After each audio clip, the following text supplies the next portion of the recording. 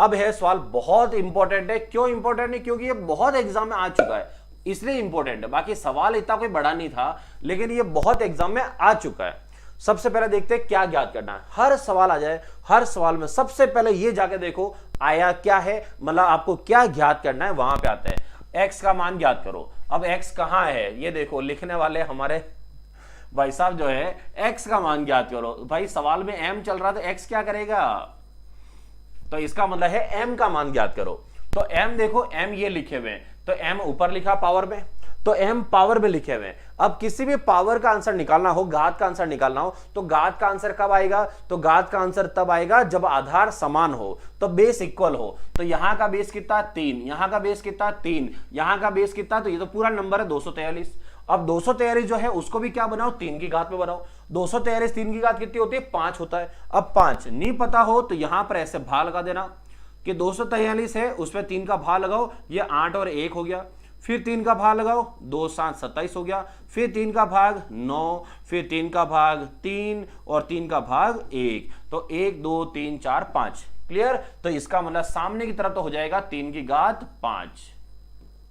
चलो डन। लेकिन सबसे पहले अब हम इसको सॉल्व करते हैं कि इधर क्या करेंगे। तो देखो यहां पर कल पहला जो सवाल था, अगर आपको याद रहा हो तो मैंने ये पढ़ाया था और ये आपको सिखाया था कि अगर कभी ब्रैकेट लगा हुआ हो तो यहां पर घात के ऊपर घात का आपस में गुणा होता है। अगर ब्रैकेट लगा हुआ नहीं हो तो इसकी वैल्यू निकाली जाती है। क्लियर? तो यहां पर देखो यही वही सवाल है, सेम एज इट इज वही है। 3m², 3m और ऊपर 2 है। तो इसका मतलब इसको सॉल्व करते हैं अब। तो यहां से हम सॉल्व करेंगे, तो सबसे पहले मैं यहां से स्टार्ट करता हूं कि 3m² है, तो इसका m² का तो कुछ नहीं हो सकता, ये m² का m² ही रहेगा। सेकंड यहां पर, यहां घात के ऊपर घात का आपस में गुणा होगा, तो m का 2 से गुणा हुआ था 2m हो गया, बस ये हो सकता है। इसके ऊपर जो है, इसके ऊपर, तो इसके ऊपर पावर है 1/m, 1/m ये लिखी हुई है। अब आधार समान है दोनों का, और बीच में क्या है, यहां पर बीच में है डिवाइड। आधार समान हो, बीच में भाग का चिन्ह हो, तो घातें जो है वो क्या हो जाती है, माइनस हो जाती है। तो मैं इसको लिखता हूं 3m² माइनस 2m, ये हो गया, और इसके ऊपर पावर 1/m है। अब वापस देखो, घात के ऊपर घात है, तो घात के ऊपर घात का आपस में क्या होगा, गुणा होगा, तो ये मल्टीप्लाई इससे भी होगा और ये मल्टीप्लाई इससे भी होगा, दोनों से होगा।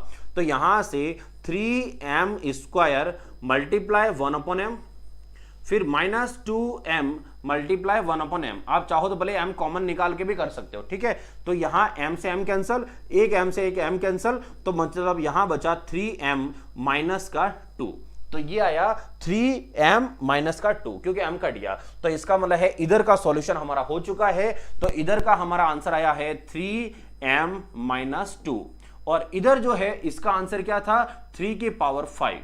दोनों तरफ देखो बेस इक्वल हो गया, तो आधार दोनों जगह समान, आधार समान मतलब घातें समान। तो m माइनस 2 इक्वल टू 5, और m का आंसर कितना है, तो -2 उधर भेज दो, तो -2 उधर जाके क्या हो जाएगा, प्लस का हो जाएगा। तो इसका मतलब हो गया, इसका फाइनल आंसर m का कितना हुआ, 7। तो ये था इसका राइट आंसर 7।